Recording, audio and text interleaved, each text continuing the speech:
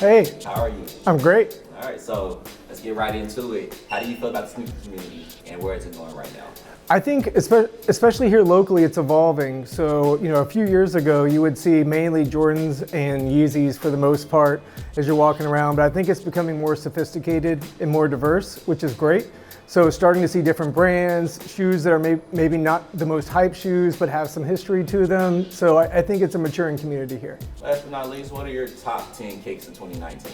All right, so my list will probably not be like everyone else's. Starting off number 10, Todd Snyder, New Balance 990 V3. So one of the best New Balance silhouettes to me, the V3. And then, we all know the classic gray, but in his case, he put some brown hues on it, added some leather to it, looks really sharp. Easy shoe to throw on. Number 9, the New Balance 801, what they call bring back, which is like the Nike term for retro. New Balance calls it bring back. That was a classic 90s trail shoe. And it was really nice to see New Balance starting to bring back some of the catalog where the shoes are just too old now to be able to wear the ones that I used to have. Number 8, the Tom Sachs Mars Yard overshoe. Pretty crazy shoe, not the easiest to wear, but I love how he keeps pushing the limits in terms of design. And I like quirky design, so I went with that one at 8. Number 7, definitely haven't heard this on anybody's list, but it's the Red Wings times New Balance 997. What I like is they took specific design elements and quality from Red Wing boots and put it into a New Balance shoe, which is obviously known for quality, but added some just the next level of premium to that. I'm a big fan of that. Number 6, the Jound Reebok Club C. So it's a really simple shoe, but everything Jound does, it's really more about precision and execution. I just think, if you're wearing a more complex outfit and you need just a simple shoe to kind of tone it down so you're not head to toe crazy, it's a perfect shoe for that. So number 5, the Aimé Leon Dore 997. So really love how they kind of shifted from the traditional gray to more of a cream, added some pops of color to that. Easy to wear shoe, and I really like the cream laces and little subtle touches there. Number 4, you may be seeing a trend. Concepts New Balance, the S-Ruck. So in particular, Dion at Concepts always hits the right color hues and really premium quality. On this one in particular, I think that the combination of kind of pink and purple hues on that shoe are just fantastic. It's the antithesis of the Jound shoe, where this one pops. You just got to wear basic stuff and that shoe stands out. Number 3, we got an ASIC. So Angelo's shoe at Awake with the Kayano 360.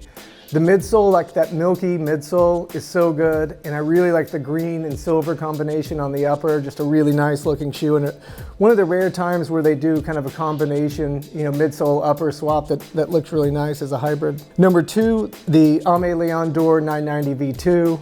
I think just the simplification of that, but taking the gray and adding a few colors to it, the yellow laces pop great. Teddy really killed that shoe.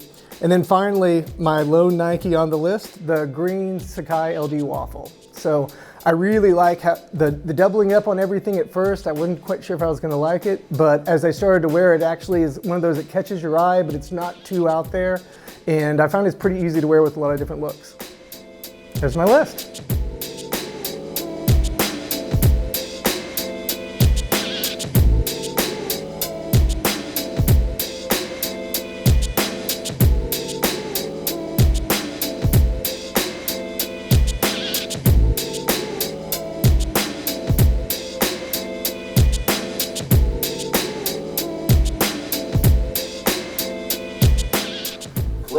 What up, what up? How you feeling? I'm feeling great, man. How are you? I'm good, man. Can't complain. Yes, indeed. How do you feel about the sneaker community as a whole, and how do you feel about it in Dallas? Like, where is it going right now? The sneaker community as a whole.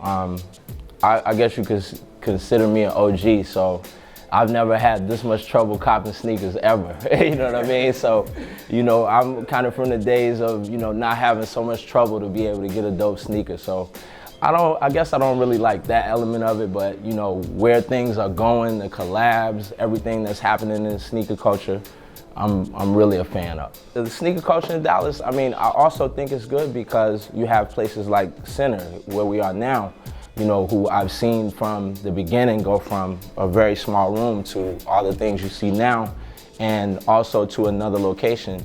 So it's really dope, how it's grown over the years. I've been living here since 2005, so it's really grown a lot. and I'm a big fan, definitely. Top 10 kicks in 2019.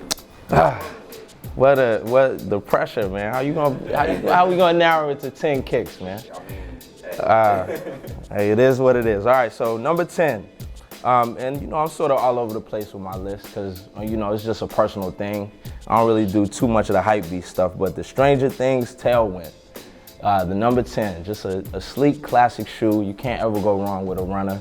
You know, I'm a fan of the Kelly Green, so you know, it's one of my shoes that I keep in a rotation for sure, just to run around in. Number 9, the Travis Scott Jordan 1.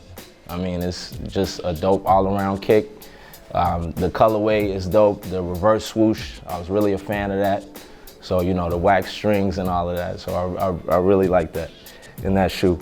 Number 8, the Blue the Great Mid. I mean, I've been knowing Blue since I've moved here, and to see what he was doing back then and what he's doing now, I mean, I had to add it to the top 10 list, no question about that. Number 7, the Sacai, the OG colorway, the green, black, and orange. I loved it. You know, it's just a dope shoe. The double sole, it just had a unique look, and it's a very comfortable shoe for sure. Number 6, the Off-White Dunk. I haven't heard anybody say that. I mean, how can you go wrong with the Off-White Dunk? I mean, the Dunk itself is just a classic shoe. So to get the whole cosign from Virgil and, you know, come with the dope ill strings going all over the shoe, I think that's really dope. Number 5, the Clot Air Force 1. Just uniqueness in every sense of the word. The fact that you can pull off the upper, you got a dope layer under the shoe. Can't go wrong with that ever. Number 4, ironically, the Bread 4. I mean, just a classic shoe. You can't ever go wrong with that. You know, it's just a Jordan brand shoe. The Nike Air on the back made it really dope. Okay, so the number 3, the Amy Leon Dore 997, pardon me, New Balance. Just a dope all-around shoe. I wasn't lucky to get the shoe, but it was still a dope shoe of 2019. Number 2, a lot of people debated me on this between this and the Sacai, but the Undercover Daybreak, the blue, black, and white one. I mean, craftsmanship, quality, you can't beat it. And number 1, the Travis Scott 6. I love the 6. I'm a 6 guy, you know, OG, Jordan. So any colorway, I have so many different colorways of the 6. It's one of my favorite shoes, so that's it. Top 10.